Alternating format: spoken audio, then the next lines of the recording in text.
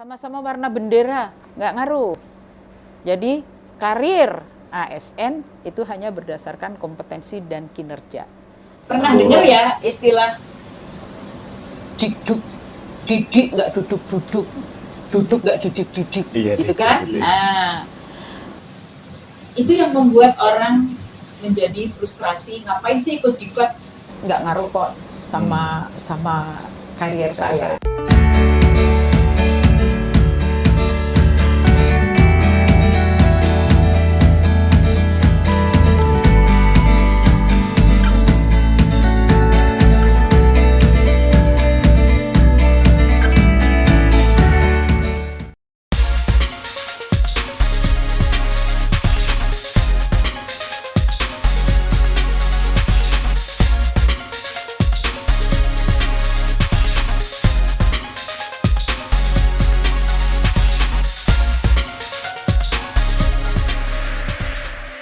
Assalamualaikum warahmatullahi wabarakatuh. Jumpa lagi di channel Mumet karena kemumetan milik kita bersama. Masih di segmen Bini, bincang intim ngulik institusi.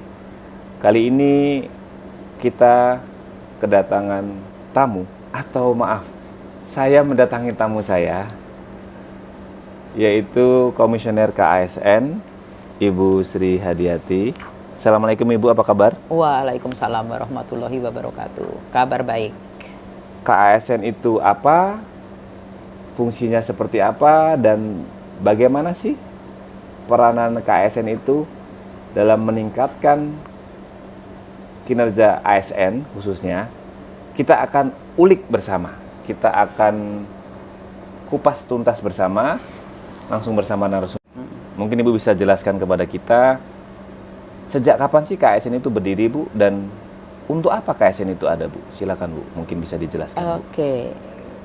KASN itu berdiri setelah ada Undang-Undang 5 2014.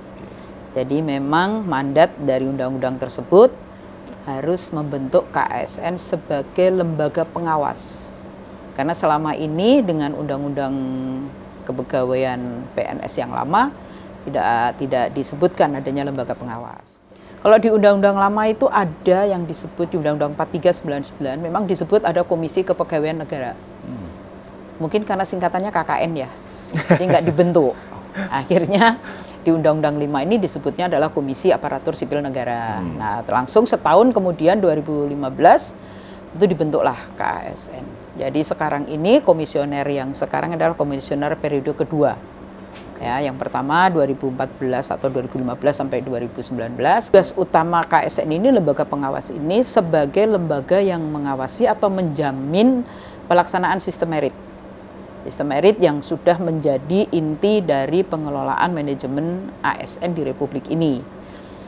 Di samping itu juga kita mengawasi pelaksanaan netralitas kode etik, kode perilaku.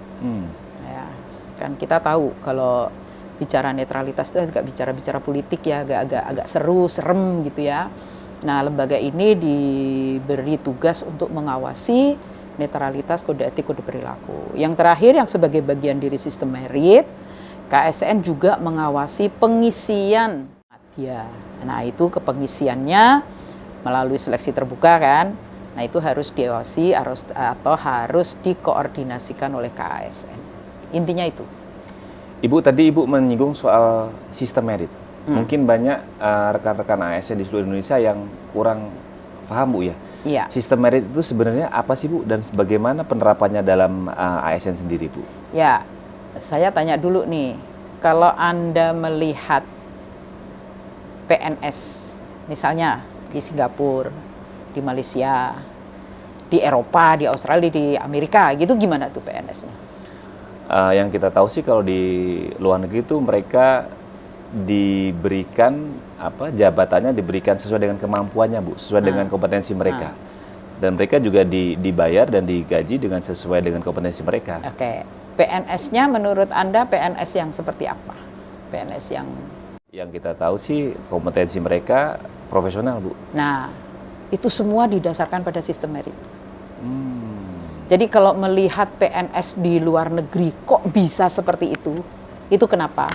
Salah satunya karena pengelolaannya berdasarkan pada sistem merit. Kenapa bisa sistem merit? Lah sistem merit itu cuman melihat ASN ya atau PNS itu berdasarkan 2 kriteria, kompetensi dan kinerja. Nggak ada kriteria ngaruh. Sama-sama warna bendera, nggak ngaruh. Jadi karir ASN itu hanya berdasarkan kompetensi dan kinerja. Memang kalau di undang-undang ada kualifikasi, tapi itu sebagai entry point. Jadi pada saat Anda melamar, ditanya kan, mau melamar jabatan apa, kualifikasinya apa. Tapi setelah itu dalam perjalanan karir, kita nggak tahu. Hanya dilihat apakah Anda bisa bekerja, dilihat dari kinerjanya, atau apakah Anda kompeten, dilihat dari kompetensinya. Itu aja. Nah, dengan melihat 2 hal itu, sudah melihat pada kompetensi dan kinerja. Apa yang Anda kejar dalam pekerjaan? Kan berarti hanya 2 hal itu kan. Anda akan mengejar karir berdasarkan kompetensi, dan kompetensi itu akan digunakan Anda untuk melaksanakan pekerjaan dengan baik. Betul. Nah, kalau semua PNS yang 4,5 juta seperti itu, bisa kebayang kan? Betul. PNS apa yang kita miliki? Betul. Nah, itu sebetulnya kenapa di negara-negara lain kok bisa PNS-nya profesional, kok PNS-nya bisa berintegritas. Ini yang efek satu alumni. Yang penting Anda bisa kerja nggak? Anda kompeten atau nggak? Itu saja. Ibu, gampangannya ya. Iya. Nah, Ibu untuk bisa menerapkan budaya seperti itu, Bu, budaya merit dalam institusi-institusi ASN yang ada di Indonesia itu apa sih, Bu, yang mesti kita lakukan itu? ya, Karena kan mungkin kita bisa bilang mudah, Bu, ya, kita ngomong kompetensi dan kinerja itu yang menjadi basic. Enak ngomongnya gitu ya. Tapi bagaimana kita menerapkan itu secara konsisten itu di lingkungan kita, lembaga kita seperti apa? Ini baju kayak kuliah ya. Jadi memang yang pertama pasti sistemnya ya, kebijakannya kita udah lengkap. Undang-undangnya sudah bicara itu, PP-nya sudah ada, PP 11, PP 17 ada, dan peraturan-peraturan menteri yang lain sudah ada. Berarti kebijakannya ada. Sekarang kalau kebijakan ada, orangnya ada nggak? Orangnya ada. PNS kita 4,7 juta itu tidak sedikit, dan itu bukan orang-orang yang bodoh. Apalagi yang terakhir-terakhir direkrut dengan sistem yang sudah teruji, ya, yang diakui lah bahwa sistem yang terakhir kita gunakan itu bisa merekrut orang-orang yang profesional. Nah, sekarang tinggal bagaimana kita menjalankan sistem itu secara konsisten. Berarti konsistensi. Oke. Bisa sampai konsisten, komitmen dong dari para pejabatnya. Nah, komitmennya ada nggak untuk kemudian kita? Kalau sistemnya sudah mengatakan kinerja dan kompetensi, sekarang komitmen dari pimpinan mau nggak melaksanakan itu? Atau masih, aduh nggak sehati aku, aduh aku nggak sefrekuensi. Nah, kalau seperti itu mau pakai kompetensi kinerja sebagai ukuran, kan jadinya bias. Kalau masih kemudian nggak cocok, nggak sefrekuensi, nggak sebendera, nggak bisa gitu ya. Padahal lembaganya sendiri kita juga sudah lengkap. Kemenpan itu dia mengeluarkan kebijakan-kebijakan strategik atau umum. Kemudian BKN itu melaksanakan pengelolaannya secara operasional sekaligus mengeluarkan kebijakan-kebijakan operasional. LAN bertanggung jawab bagaimana mengembangkan kompetensi ASN termasuk kajiannya. KASN lembaga pengawas lengkap, komplit.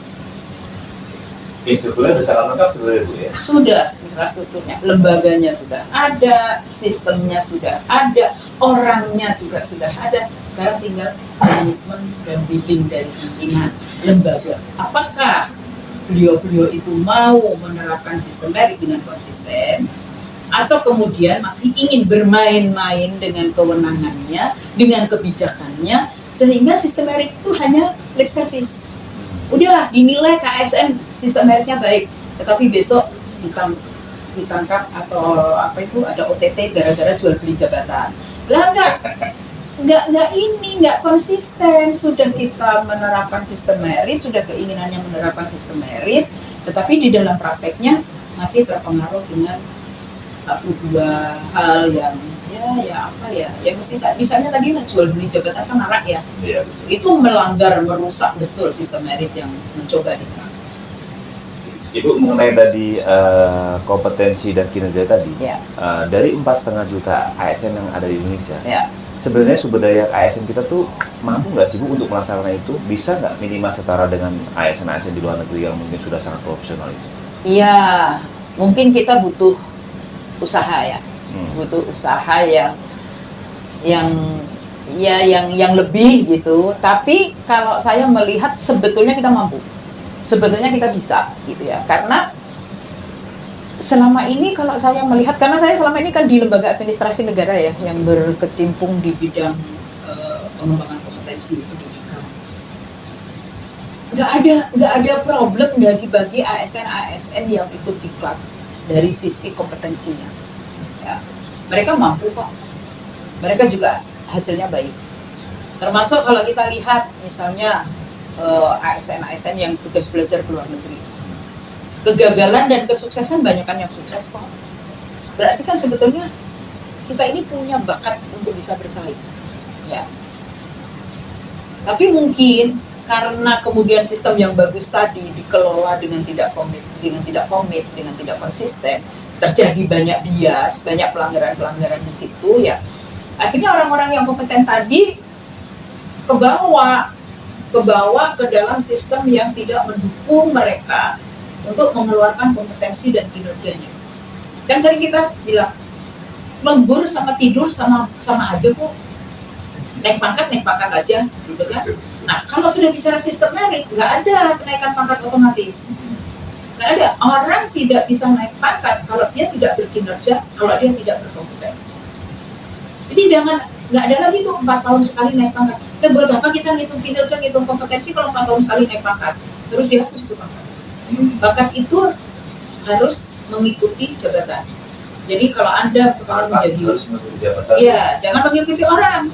Jadi kalau Anda sekarang diangkat sebagai jabatan administrator, ya pangkatnya mengikuti itu, otomatis gajinya mengikuti itu. Jadi Anda ngomong tadi ya. Jadi kita jangan, nggak bisa, pangkatnya belum sesuai. Nah padahal pangkat sesuai tadi karena otomatis 4 tahun sekali naik pangkat. Nah buat apa kita dihitung kinerja, dihitung kompetensi? Karena belum 4 tahun belum naik pangkat. Rugi dong. Iya. Kita udah setengah mati kerja, ya. Kita mengembangkan kompetensi sudah optimal, tapi naik pangkatnya nunggu 4 tahun. Aduh. Ya kan? Kapan mau jadi deputi? Kapan-kapan gitu. Nah, kan? Kapan-kapan kan? Nah, kalau sudah bicara merit system dengan kompetensi dan kinerja, maka pangkat itu harus mengikuti jabatan. Jadi begitu Anda dinilai meskipun baru 2 tahun, tapi Anda dinilai sudah sangat kompeten, sudah sangat kinerjanya selalu optimal, dan sudah sesuai dengan jabatan target, ya Anda diangkat ke situ. Terus pangkatnya gimana Bu? Pangkatnya mengikuti dong, karena pangkat itu sama dengan level gaji. Iya. Jadi berarti kalau udah eselon 3 levelnya 7, ya udah mengikuti pangkatnya, mengikuti gajinya ke situ. Bu, yang barusan Ibu bicarakannya apakah sudah ada yang menerapkan? Karena ada pangkat itu di undang-undang itu. Karena di undang-undang itu masih menerapkan pangkat itu, kemudian ini akhirnya ini nggak terjadi selalu. Begitu kita mau naik promosi, dilihat pangkatnya. Nah, harusnya nggak begitu. Berarti sebenarnya sistem kepangkatan itu menghambat Bu ya? Menghambat. Menurut saya menghambat. Dulu kita membahas undang-undang ASN itu tidak pernah membahas pangkat. Karena kita sadar bahwa pangkat itu tidak bisa menjadi pangkat otomatis kalau kita sudah menerapkan sistem merit. Tapi ternyata tiba-tiba di Undang-Undang 5 ada pangkat. Nah, harusnya ternyata menghambat sistem merit. iya dong. Nah, kalau sekarang Anda misalnya mau jadi eselon 2 atau JBT Pratama, Anda harus 4B. Sekarang pangkatnya apa? 3C. 3C. Kapan mau 4B? 3C ke 3D 4 tahun. 3D ke 4A 4 tahun. 4A ke 4B 4 tahun. 12 tahun kan? Padahal kalau Anda berkinerja selalu bagus, terus kompetensinya bagus, harusnya nggak sampai 12 tahun dong bisa 4B atau baru bisa JBT Pratama. Bisa 4 tahun kemudian, 5 tahun kemudian karena sistemnya sudah dibuka, seleksi terbuka, Anda ngelamar dong. Iya. Ngelamar bukan berdasarkan pangkat, saya eligible. Saya ready untuk duduk di JBT Pratama. Silakan uji saya. Nah, kalau sudah diuji Anda cocok, masuk di situ. Baru kemudian, ternyata eselon 2 atau JBT Pratama itu 4B. Anda masuklah ke pangkat situ. Atau nggak usah ada pakai 4B-an itu, ya udah JPT Pratama. Nah, JPT Pratama gajinya berapa? Kasihlah level. Misalnya JPT Pratama itu 14 sampai 16. Ada masuk pertama 14 atau ke 15, nanti naik ke 16 gitu. Bu, tadi Bu ngomongin kompetensi dan kinerja itu juga bergabung dari willing dan komitmen dari pimpinan, Bu. Sangat. Gimana sih Bu, kita bisa untuk selalu mengencourage pimpinan itu, Bu, untuk selalu bisa menerapkan komitmen untuk bisa menerapkan kompetensi dan kinerja tadi, Bu? Karena kan ketika tadi Ibu cerita kalau ada orang-orang yang ikut telankan, Bu, mereka sebenarnya kompeten dan bagus, tapi ketika mereka kembali ke lembaganya, mereka tuh sering kesulitan untuk menerapkan hasil-hasil paper mereka. Karena mereka terhalang dari willingnya pimpinan mereka. Dari kantor, situasi kantornya. Betul. Apa Bu yang bisa kita lakukan untuk bisa mungkin pernah dengar ya istilah didik nggak duduk nggak didik, gitu kan? Itu yang membuat orang menjadi frustrasi. Ngapain sih ikut diklat? Nggak ngaruh kok sama karier saya, gitu kan?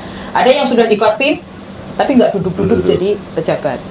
Ada yang belum diklatin duduk sebagai pejabat. Memang di undang-undang sekarang kita tidak bicara itu menjadi persyaratan, tapi dulu kan sempat diklat itu menjadi persyaratan. Jadi harus diklat dulu sebelum duduk dalam jabatan. Nah, tapi oke, itu masa lalu gitu ya. Jadi sekarang kalau saya melihat begini, PPK atau pejabat pembina kepegawaian itu kan banyak politik ya. Iya, betul. Banyak politik. Saya memang belum melihat ada penelitian misalnya kalau PPK-nya birokrat atau PPK-nya pengusaha atau PPK-nya politik, bagaimana penerapan sistem meritnya? Ya mungkin itu bagus juga untuk penelitian. Tapi dari beberapa observasi pengamatan, kalau PPK-nya itu birokrat dan birokrat, mereka paham itu. Mereka paham. Jadi pas saya masuk untuk menjelaskan mengenai sistem merit, nyambung. Tinggal sekarang birokrat ini masih murni atau sudah dipengaruhi oleh politik di belakangnya. Tapi kalau yang latar belakangnya politik agak sulit atau bahkan sulit. Kalau belakangnya pengusaha itu sebetulnya di organisasinya sudah menerapkan sistem merit. Profesionalisme mereka itu, Bu. Ya, jadi relatif lebih gampang gitu ya. Tapi kalau politik memang agak sulit, apalagi kalau politiknya itu kemudian belum bisa dilepas pada saat dia menjadi PPK. Karena budaya PNS kita yang dulu menjadi afiliasi partai itu kan masih belum bisa lepas ya. Makanya kemudian kenapa ada pengawasan netralitas. Terbukti kalau setiap kali ada pilihan kepala daerah, netralitas ASN itu selalu menjadi isu hangat. Ya kan? Nah, kalau misalnya ada sih di pusat nggak ngerasain, coba di daerah. Begitu ada kepala daerah, langsung PNS-nya disuruh ikutlah kampanye. Terus sumber daya anggaran manusia gitu ya dipakai gitu. Itu kan melanggar netralitas. Nah itu biasanya kalau memang hubungan politik di belakangnya itu nggak bisa dilepaskan. Karena kan mereka jadi catering. Padahal harusnya ya sudah kita sebagai PNS kita profesional dalam melayani, termasuk siapapun kita jangan bermain politik. Bukan berarti kita nggak boleh memilih ya, kita masih punya hak pilih gitu.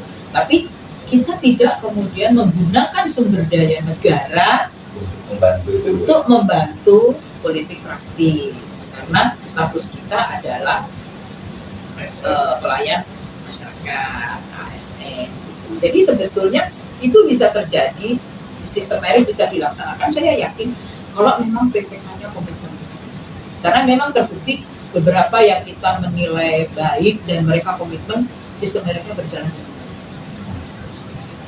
Itu kan berarti KSN juga mengakses itu ya, lembaga-lembaga apakah mereka sudah menerapkan sistem merit atau belum? Iya. Dari asesmen selama ini, berapa tuh persentasenya lembaga atau institusi KSN itu yang sudah menerapkan sistem merit dan jauh. Kita itu kalau dihitung mungkin sekitar 700-an instansi pemerintah ya. 34 kementerian, 27 LPNK, 34 provinsi, 500 sekian kabupaten kota, 700-an. selama 3 tahun kita melakukan penilaian, karena efektif penilaian itu baru dilakukan 2019, jadi sampai 2021, 2022 belum apa karena penetapannya setahun 2 kali ya. Oke. Itu kita baru 300-an sekian, ya. Sebetulnya datanya ada, tapi saya nggak bawa ini ya. Jadi baru 300-an sekian yang kita nilai. Itu pun karena ada 4 kriteria, buruk, kurang, baik, sangat baik. Oke. Baru 46 yang sangat baik. Dari 300 itu Ibu? Ya, 46 yang sangat baik. 152 dikurangi 46 berapa? 100 sekian yang baik. Pokoknya totalnya baik dan sangat baik itu baru 152. Baru separuh dari 300-an itu ya? Itu yang baik ke atas. Ya, yang lain tuh masih buruk dan sangat kurang, buruk. bahkan belum dinilai. Karena apa?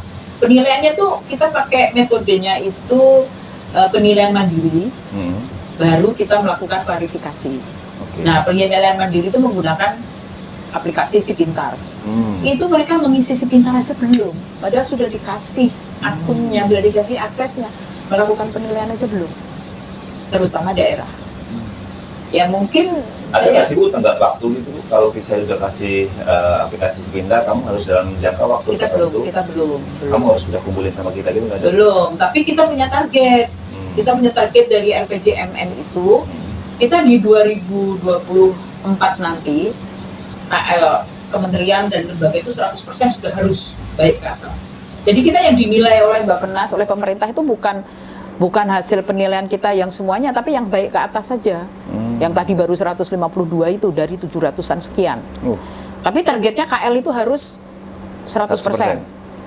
Provinsi 85%, kabupaten kota 30%. Lah 30% kan kecil ya. Iya, tapi kan jumlahnya 500-an lebih.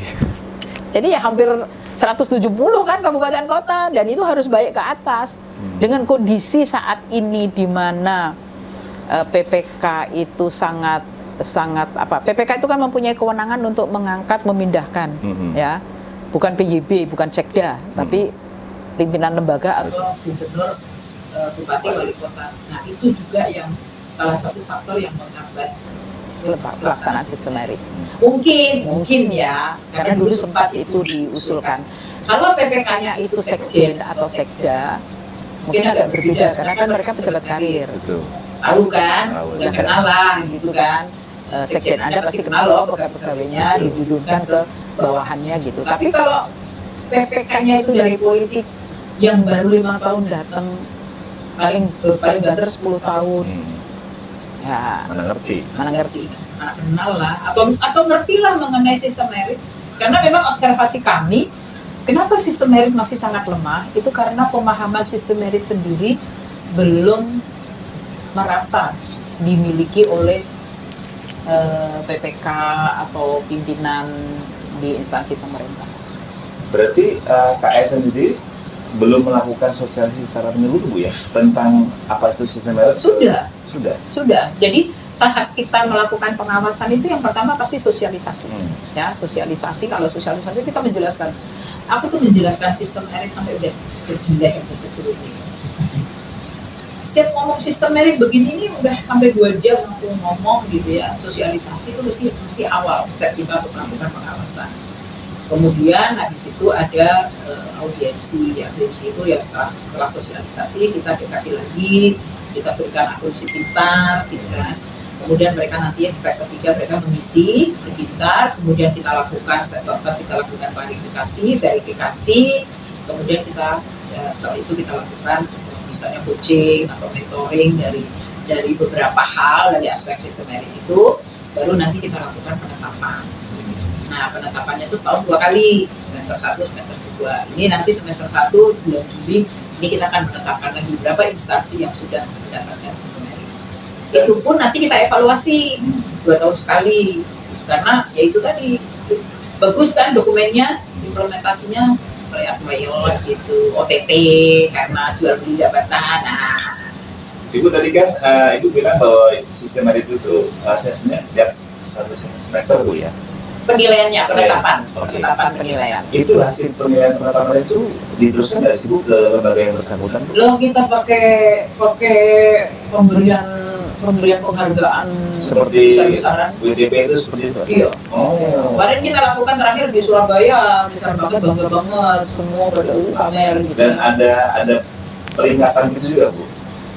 Ada tadi itu. Jadi paling baik itu sangat baik, paling atas sangat baik, kemudian baik, kurang dan buruk. Dan ada rewardnya. Oh. Kalau mereka itu sudah mendapatkan baik, minimal baik, ya berarti dengan sangat baik. Itu mereka bisa dikecualikan dari seleksi terbuka. Nggak perlu seleksi terbuka. Tapi tidak hanya kriteria itu, harus sudah punya manajemen talenta. Oh. Jadi nanti kalau jenengan sebagai PNS masuk di dalam talented people, masuk dalam bagian suksesi, nggak perlu lagi seleksi terbuka. Udah langsung dipromosikan dari mana. Sudah diterapkan itu, Ibu? Sudah ada Di mana, 8 Ibu? sudah ada 8 instansi yang tidak pakai seleksi terbuka untuk mengisi CPT-nya. Apa aja, Bu?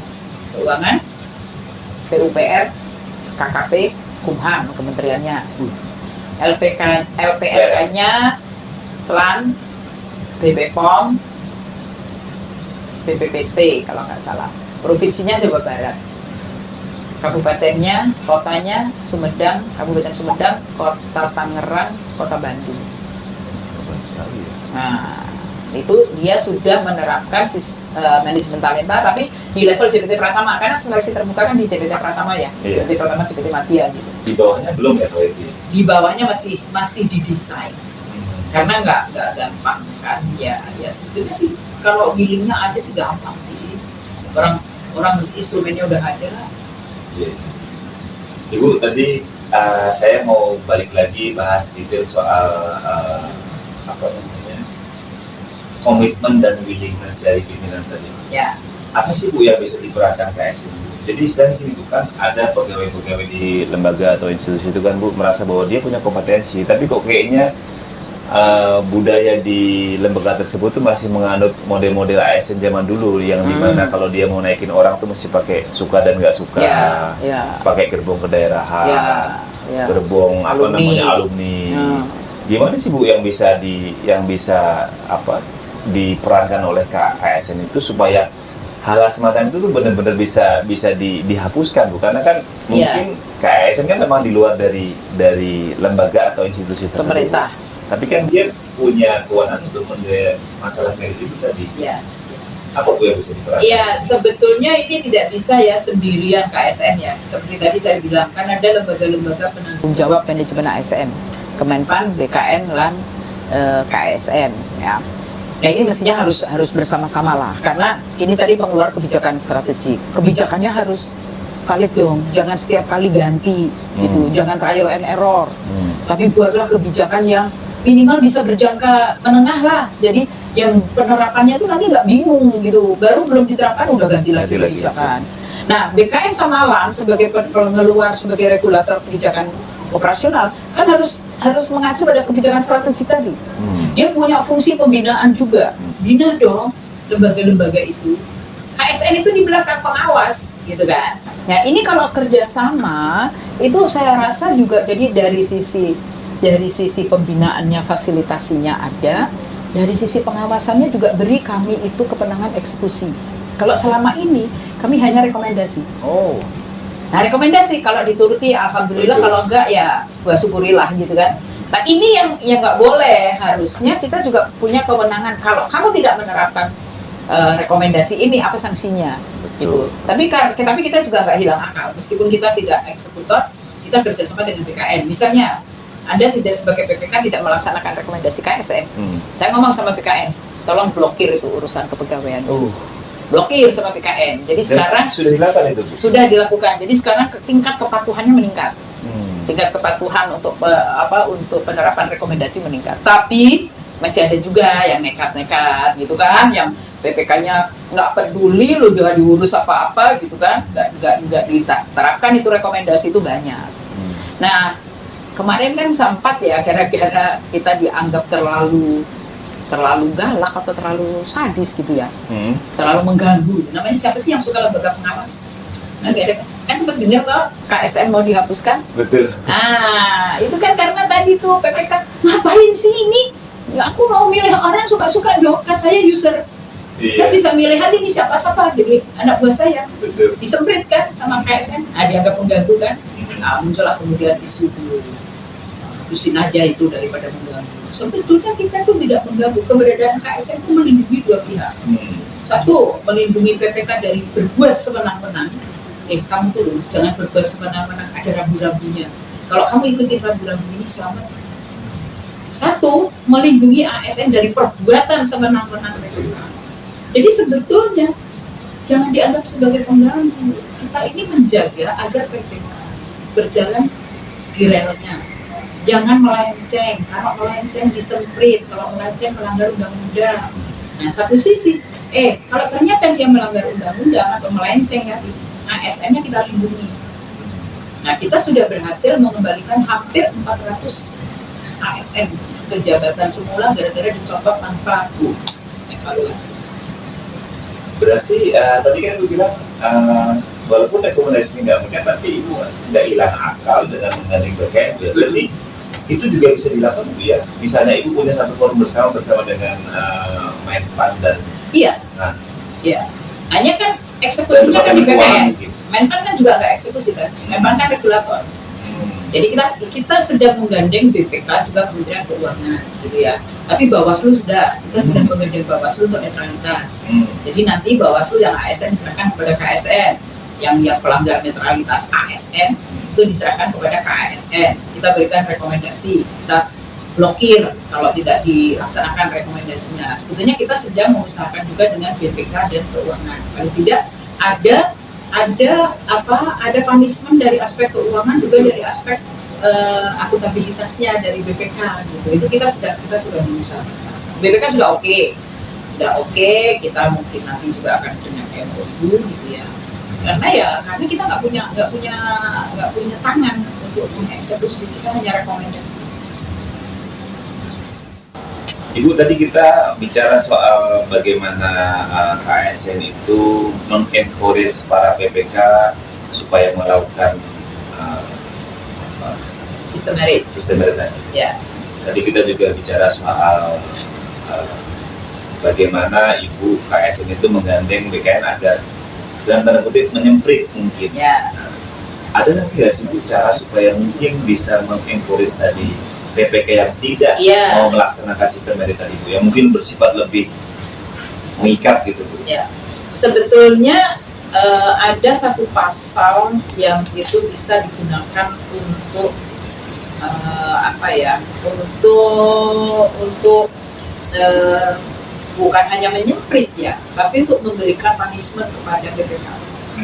Pasal 3 PP 17 turunan dari beberapa perubahan dari PP 11 tahun 2017 itu mengatakan bahwa apabila PPK melanggar sistem merit, maka pendelegasian kewenangan pengelolaan SDM bisa dicabut oleh Presiden.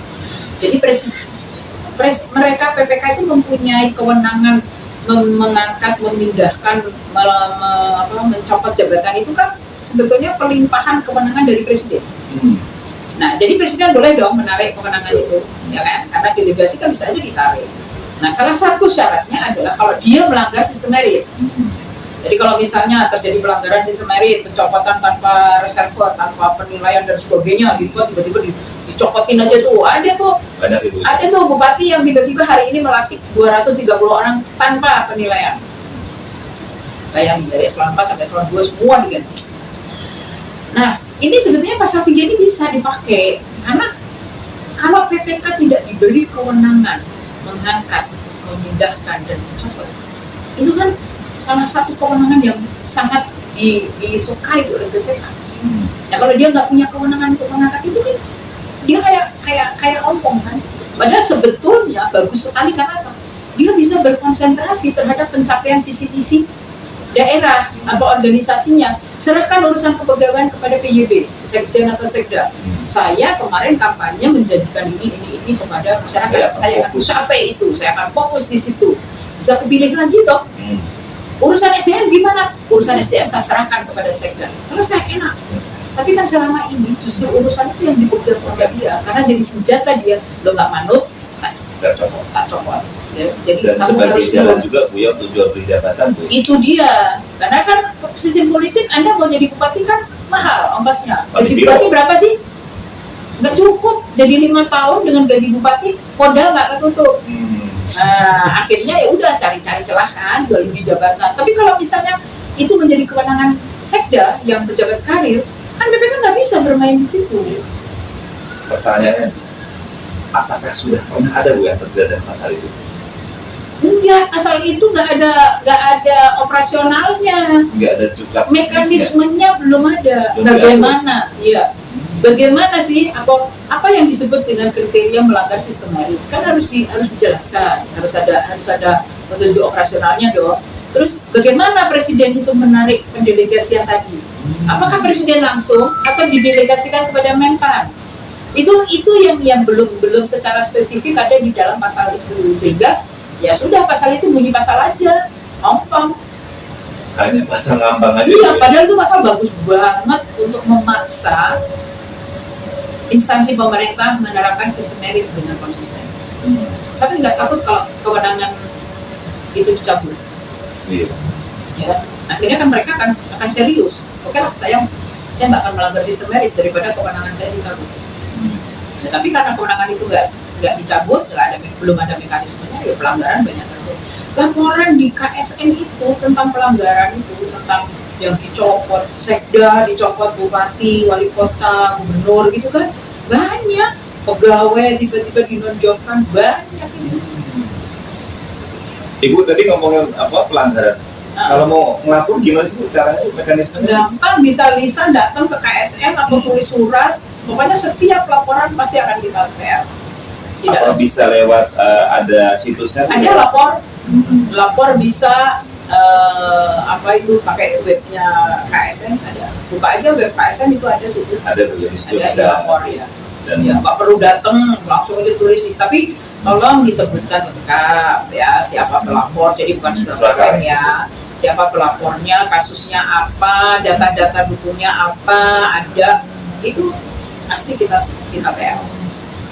Ibu tadi kan kalau misalnya kita bercerita tentang PPK yang mungkin bisa ditarik kewenangannya tadi melalui PP yang mungkin belum ada operasional tadi itu. Pernah nggak sih Bu KSN itu mengadakan semacam konsensus bersama dengan para PPK itu untuk semacam melakukan kayak perjanjian kinerja gitu Bu, bahwa ini loh saya akan berusaha untuk mematuhi atau menjalankan apa yang akan direkomendasikan oleh KSN. Bagus ini. Kita selalu setelah sosialisasi, kita kemudian bikin komitmen. Ada Bu ya? Ada. Jadi kan saya tuh kalau sosialisasi kan nggak mungkin ke satu instansi ya. Jadi mesti saya kumpulkan, gitu kan. Kita kerjasama dengan BKN. BKN itu kan punya regional, ada 14 regional. Jadi saya misalnya ke daerah Jawa Tengah sama DIY, itu regional 1 BKN. Kita kumpulkan daerah wilayah yang menjadi pembinaan BKN. Dan saya sosialisasi sistem merit. Kita kemudian setelah selesai kita membuat komitmen dan tulis komitmen untuk melaksanakan sistem merit dengan baik. Semua yang hadir, perwakilan yang hadir itu tanda tangan. Kalau PPK ya PPK tanda tangan, PIB tanda tangan. Semua tanda tangan di dalam satu komitmen kertas, termasuk kita KSN, termasuk PKN. Sudah ada semacam itu Bu ya? Jadi kayak maklumat ya. Iya Kayak betul. maklumat pernyataan bahwa kita siap. Tulisannya juga gitu, kita siap melaksanakan sistem merit dengan baik. Tapi setelah mereka menandatangani semacam maklumat Wassalam. Ya sebetulnya sih nggak banyak ya yang tidak komit gitu ya. Banyak juga yang bagus, banyak juga yang komit. Tapi kan kadang-kadang kita ngilas titik rusak susu sebelah. Iya. Kita persatukan. Jadi Kerjaan KSN apa sih? Tapi ya udah resiko pengawal. Tapi saya tidak menutup mata, banyak juga yang sudah bagus, yang komitmennya tinggi PPK-nya meskipun dari politik, tapi komitmennya tinggi juga. Ibu tadi sempat nyinggung soal wilayah-wilayah, emang terbagi di region berapa Bu di KSN Jadi untuk masalah pengawasan? Iya, jadi gini, untuk pengawasan sistem merit ada 2, ada Pokja 1 itu saya, Pokja 2 itu komisioner, 1 lagi Pak Mustari gitu. Nah itu berdasarkan pada Kanrek BKN. Oh. Ya, karena kan kita nggak bekerja sendiri ya, seperti tadi saya sampaikan ya, kita juga menggunakan BKN untuk punishment, kita juga menggunakan BKN untuk fasilitasi, karena kan sebenarnya tugas fasilitasi, tugas pembinaan itu kan ada di BKN. Kita itu kan ngawasi, bukan membina. Tapi kadang-kadang karena pembinaan ini tidak berjalan optimal karena keterbatasan segala macam, kita akhirnya juga turun pada saat pengawasan, kita melakukan pembinaan gitu ya. Jadi memang saling bekerja sama dengan BKN dengan LAN yang operasional gitu kan. Nah itu kita bagi wilayah itu.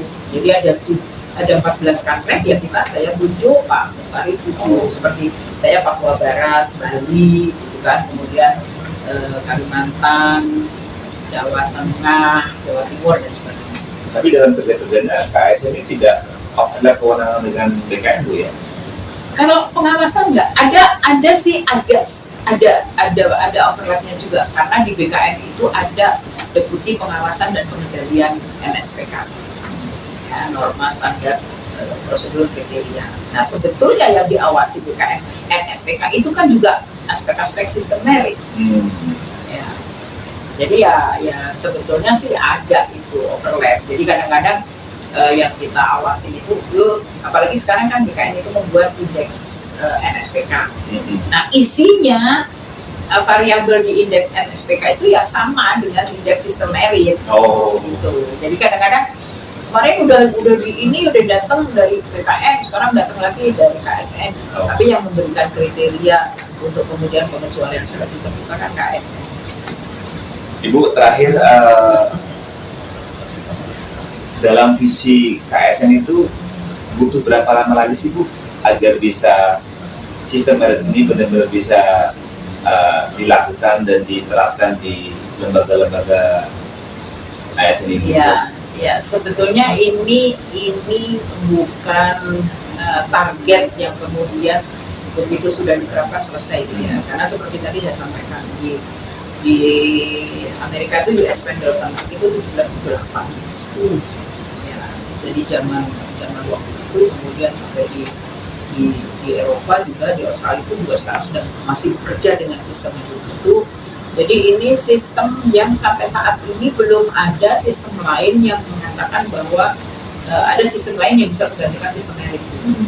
Jadi sistem merit ini sampai saat ini masih dianggap sebagai satu sistem yang bisa menjamin profesionalitas ASN. Karena tadi kita sebenarnya kalau kita kerja apalagi sih yang diukur selain kompetensi dan kinerja, ya kompetensi modal kita untuk bekerja kita harus ukur dong hasil kerjanya, jangan digaji tapi nggak ada ukuran hasil kerjanya gitu kan, nggak dinilai gitu kan. Nah, sebenarnya kan dua itu, dan sampai saat ini, sampai sekarang ini, meskipun itu sudah dimunculkan sejak abad 18, tapi sampai saat ini masih dianggap ya itulah sistem yang terbaik untuk kita pakai. Jadi kalau ditanya sampai kapan, ya saya nggak bisa menjamin. Cuma memang ada target-target yang ditetapkan melalui RPJMN seperti tadi, bahwa kementerian lembaga harus baik ke atas. Tapi sekarang dibalik pertanyaannya, apakah kalau sudah baik kemudian menjamin ASN-nya profesional? Insya Allah. Karena kembali lagi dalam pelaksanaannya kan banyak deviasi, banyak gangguan ya yang berjalan gitu. Kita maunya sih kalau udah sistemnya baik, itu semua aturan norma itu dilaksanakan. Tiba-tiba ada intervensi lah, apa-apa dari instruksi yang kita tidak harapkan. Biasanya kan begitu, implementasi itu kan tidak konsisten. Apalagi KJ kan juga apa. Ibu terima kasih atas bincang-bincangnya. Kira-kira kalau saya tanya, udah nguliknya tadi udah dapet belum? Sangat dapat Bu. Jadi nanti kita bawa pulang ke tempat kita tuh bisa kita injek kakinya Bu, ke BK-nya Bu. Berani. Kan saya bilang saya kenal sama komisioner KSN. Oke, Boy, rekan-rekan channel Mumet, tadi perbincangan tadi cukup menarik, cukup fantastis dan cukup sekian ya. Jadi ketika kalian punya pertanyaan tentang KSN dan hal-hal semacam KSN, bisa tulis di kolom komentar. Nanti kita teruskan sama KSN Bu ya. Boleh. Pertanyaan-pertanyaan. Dengan senang hati. Sampai jumpa di edisi Bini berikutnya. Salam Mumet. Wassalamualaikum warahmatullahi wabarakatuh. Salam sehat. Salam sehat.